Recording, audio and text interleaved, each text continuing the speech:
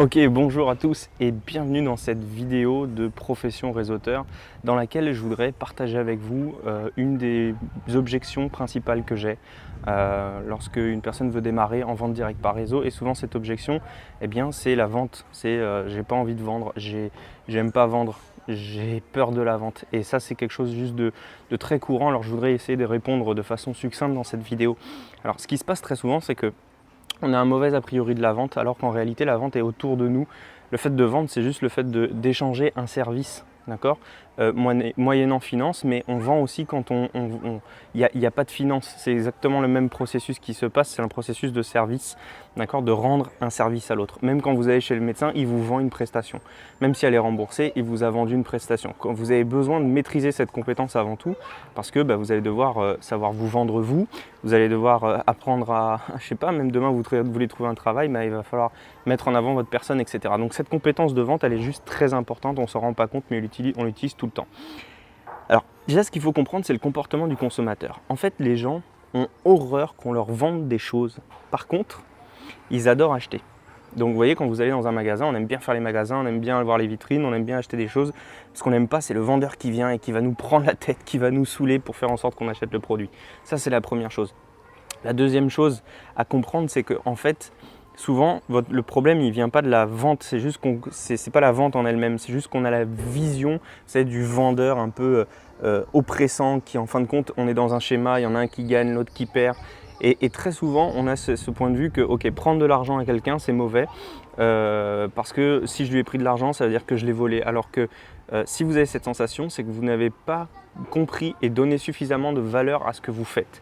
Et souvent, le problème, il vient de là, et je peux vous dire que le point crucial, il est là. C'est vraiment ce que vous devez retenir dans cette vidéo, c'est donner du sens à ce que vous faites.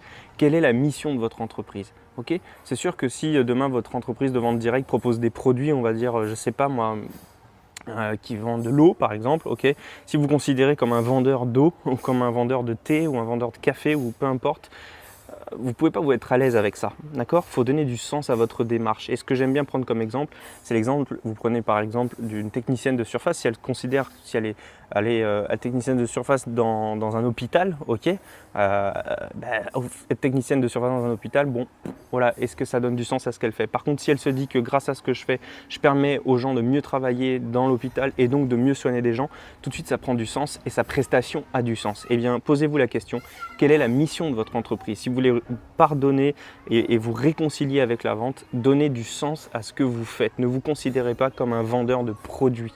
Qu'est-ce que vous faites au-delà de vendre un produit? Vous apportez quelque chose, la mission de votre entreprise, quelles sont les valeurs sur lesquelles vous basez ce que vous faites? C'est vraiment la chose la plus importante à mettre en place si vous voulez vous réconcilier avec la vente.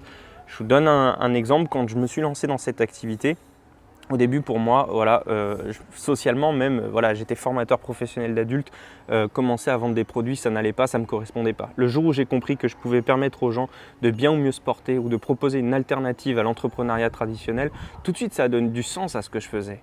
Et donc, je ne venais plus en proposant un produit, mais en proposant une démarche. C'est vraiment la pyramide que vous devez retenir. Vous avez ce que fait votre entreprise, la mission de votre entreprise, l'entreprise productrice avec laquelle vous faites et le produit. Et souvent, on ne se concentre que sur le produit.